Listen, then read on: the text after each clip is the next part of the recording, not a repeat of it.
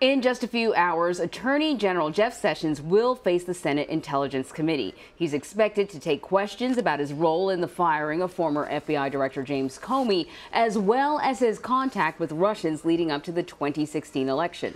Undisclosed contacts with Russia's ambassador led Sessions to recuse himself from the Russia investigation 3 months ago. Of course, this all comes as President Trump reportedly considers firing Robert Mueller. He's the special counsel picked to investigate Russian meddling. Here to help preview the hearing is Washington Post reporter Callum Borchers, who is in Washington. All right, so Callum, put this all into perspective here. Why is there going to be so much attention paid to his testimony? Is this going to pale in comparison to what we heard from James Comey last week? Well, it certainly won't top James Comey. That was sort of the main event of the month, but it's a big deal for a couple of reasons. They're looking for two, I would say, key points out of Sessions. One goes back to the campaign itself, and again, they'll be probing around for any hint of collusion between the Trump campaign and Russia. And of course, Jeff Sessions met with the Russian ambassador during the campaign. He said in his capacity as a senator, not as a campaign surrogate, and there was nothing inappropriate about that, but the fact that he didn't disclose it in confirmation hearings is a big deal, and you would expect the senators to ask a lot about that. And then the second point will be about what role, if any, Jeff Sessions played in the firing of James Comey, the FBI director. So let's talk a little bit about that second part there, because people may not understand why this would be an issue. He's Jeff Sessions. He was immediately sort of overseeing the FBI. So why can't he fire him if he doesn't think he's doing a good job? But there's more to this. What are the issues? There is. I mean, ordinarily, it would be exactly what you'd expect. He's the head of the Justice Department. You would expect to have his input in a decision like that. The difference this time, though, is that Sessions had recused himself from all investigations involving Russia and campaign meddling. And so if that was a big reason why the president fired Comey and Sessions was involved in that decision, that would be a significant detail. I mean, keep in mind, we saw Comey testify last week that at any given time, the FBI has tens of thousands of investigations going. So, you know, Sessions could argue, look, I was called in to give my input into how Comey was, you know, conducting the other 99.9% of his work, and my recommendation was to let him go. But it's going to be pretty hard to separate the appearance of, you know, maybe contributing to pushing out the guy who was ahead of the Russia probe. How forthcoming do you think Sessions is going to be? We've heard through a spokesperson that he requested this open hearing today, but then we're also hearing that he may claim executive privilege. Explain how that would work, if that could prevent him from actually being as forthcoming as maybe he should be. Yeah, we sort of got a vague answer out of the White House briefing yesterday as well, right? Sean Spicer was asked whether Sessions might invoke executive privilege or whether the White House has instructed him not to answer certain questions.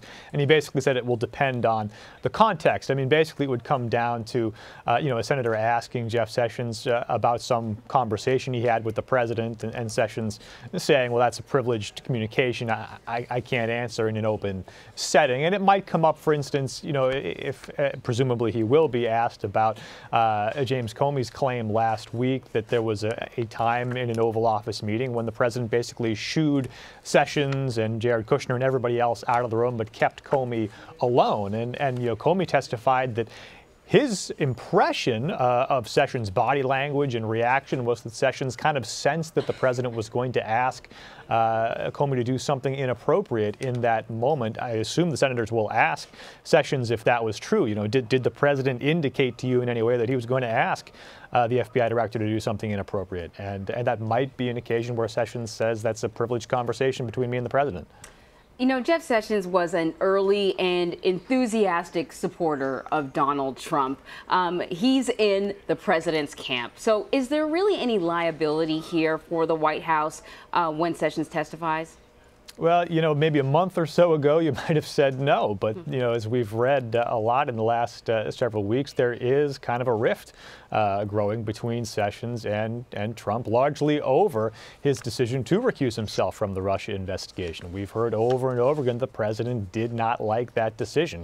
He sort of saw it as capitulating to public pressure and to media pressure, which, of course, the president hates. And that Sessions reportedly at one point offered to resign if the president felt so strongly about that.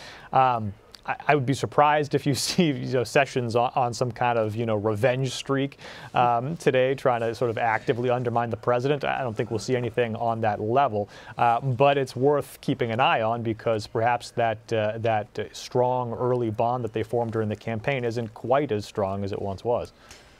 Callum, in Comey's testimony last week, he had said that he had gone to Attorney General Jeff Sessions for help. He had expressed his discomfort of being alone with the president, which is what made him begin to write those notes anyways.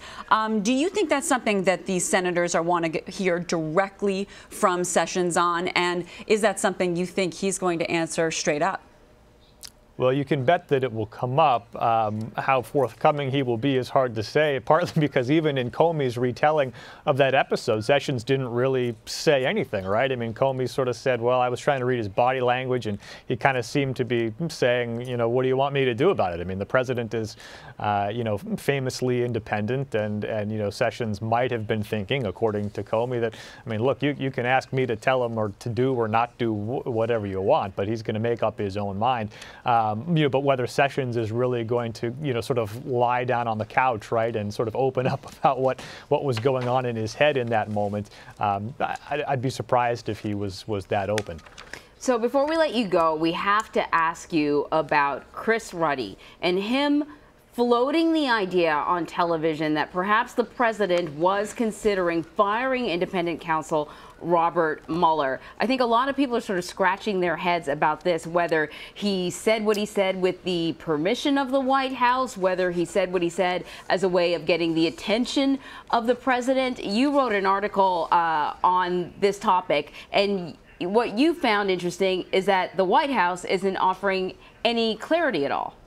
Yeah, that was the thing that stood out to me, right? So first of all, I would say that this was probably a warning. I think that Ruddy, like a lot of folks, recognizes the president's TV habit and felt like this was an opportunity to perhaps send a message to him that, hey, I think this would be a really bad idea. But what was striking to me was the White House's response to Ruddy's claim didn't include a denial, right? I mean, with a statement from the White House press secretary, Sean Spicer, just said that, well, Chris Ruddy didn't meet with the president to discuss this issue, and the only people authorized to address this issue are the president and his attorneys. Okay, where's the pushback saying, and no, he's not going to fire the special counsel? I mean, I think that we can take that as kind of a tacit acknowledgement that it is at least on the table. So, but Callum, is this an attempt at muddying the waters, distracting us again? I mean, what do you make of what I guess I can call a form of strategy? The strategy by Ruddy or by the White House? Both, I would think. Yeah. Well, for Ruddy, I think that he's sort of, exerting his influence over the White House. I'm reminded of the time in February when he suggested that Reince Priebus, the chief of staff, ought to be replaced, and that the response from the White House in that case was to try to cozy up to Ruddy. Remember Ruddy, or rather that Reince Priebus briefed Ruddy on his plans for the White House, dined with him in Palm Beach. I mean, I think the sense is that, he is someone who does have the president's ear, and he would be a bad enemy to make. So I think that's maybe what's going on for him. And I think for the White House, they are trying to, through this sort of non-denial, they're trying to push back as gently as they can against what Ruddy said, but they also don't want to, get in the habit of putting out a statement that is going to later be proven to be false. And so I think that's why you saw maybe some hesitation to say, no, this is not true. They didn't say that because, what happens if the president actually does remove Robert Mueller? Then, then Spicer has egg on his face all over again. Right, right. Callum Borchers of the Washington Post. Thank you so much, Callum. Glad to be with you.